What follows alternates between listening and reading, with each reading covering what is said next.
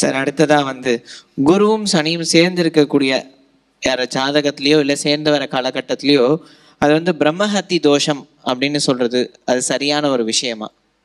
ரொம்ப ரொம்ப தப்பான ஒரு விஷயம், தப்பான கான்செப்ட். அது பிரம்மஹத்தி தோஷம் அப்படிங்கிறது ரொம்ப பெரிய வார்த்தை. ஆனால் இன்னைக்கு என்ன ஆயிடுது அப்படின்னு சொல்லி பார்த்தோம்னா, குருவும் சனியும் சேர்ந்திருந்தாலே ஜாதகத்தில் பிரம்மஹத்தி தோஷங்கிற மாதிரி நிறைய ஜோதிடர்கள் ஒரு தவறான கருத்துக்களை பரப்பி கொண்டிருக்கிறார்கள். அது கொஞ்சம் மன வருத்தத்தையும் தருகிறது நமக்கு.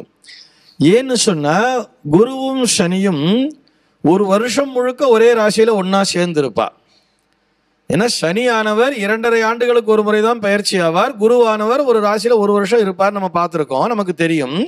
அப்போ பேசிக்காக யோசிச்சு பார்த்தோம்னா, அந்த ஒரு வருஷம் முழுக்கவே குருவும் சனியும் ஒன்றாக ஒரே ராசியில் தான் இருப்பார்கள். அப்போ அந்த ஒரு வருஷம் முழுக்க புழக்கிற குழந்தைகள் அத்தனை பேருக்குமே பிரம்மஹத்தி தோஷங்கிறது இருக்குமா? அதை யோசிக்கணும் இல்லையா? பிரம்மஹத்தி தோஷங்கிறது ரொம்ப பெரிய வார்த்தை, ஒரு கடுமையான வார்த்தை. அதை நம்ம சர்வசாதாரணமாக பயன்படுத்திட்டு இருக்கோம்.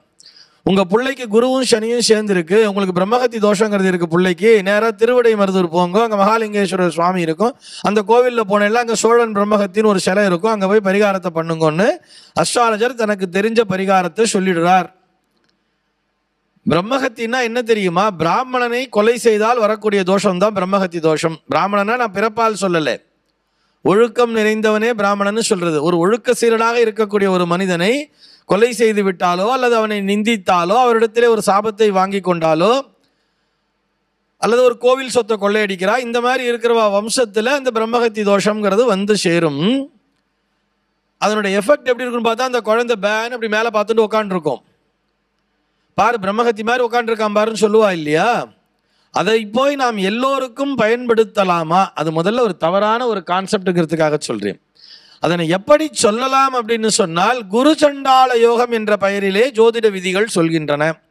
குரு சண்டால யோகம்னு சொல்லுவா. குரு சண்டால யோகம்னு சொன்னா, குருவோடு ஏதோ ஒரு அசுப கிரகம், அது சனியோ அல்லது ராகு கேத்துவோ சேர்ந்துட்டா அதை குரு சண்டால யோகம்ங்கிற பேர்ல சொல்லுவா. அதனால என்ன ஆகும்னு சொன்னா, இந்த குழந்தை குருவாவும் இல்லாம சனியாவும் இல்லாம ரெண்டும் கட்டான அவஸ்தைப்பட்டு இருக்கும்.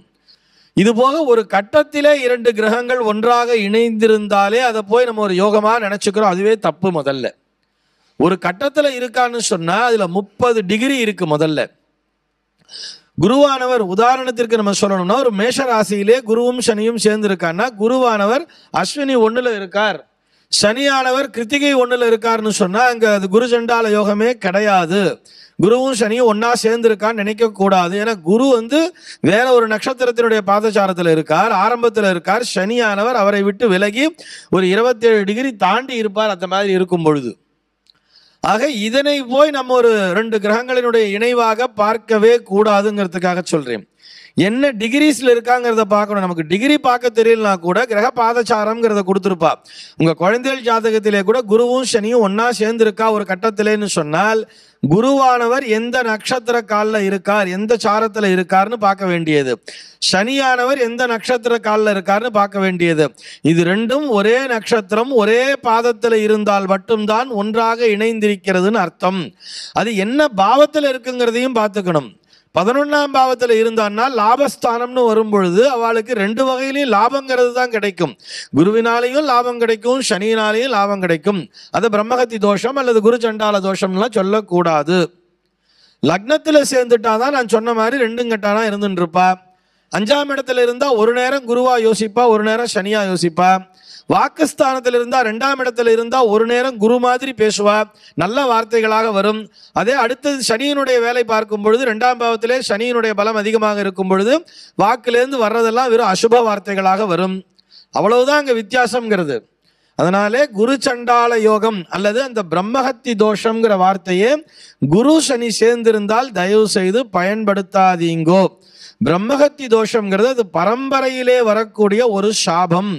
அது ஜாதகத்திலே 9ஆம் பாவத்திலே அதே குருவும் சனியும் ஒன்றாக ஒரே காலில் இணைஞ்சிருந்து கூட ஒரு கேத்துவோ அல்லது ஒரு ராகுவோ சேர்ந்திருந்தால் மட்டும்தான் அந்த மாதிரியான தோஷங்கள்லாம் வரும். அது அந்த பரம்பரையில் இருக்கக்கூடிய குழந்தைகளை பார்த்தாலே நமக்கு தெரிஞ்சிடும். அதை வச்சுண்டு பிரம்மஹத்தி தோஷம்னு சொல்லக்கூடாது.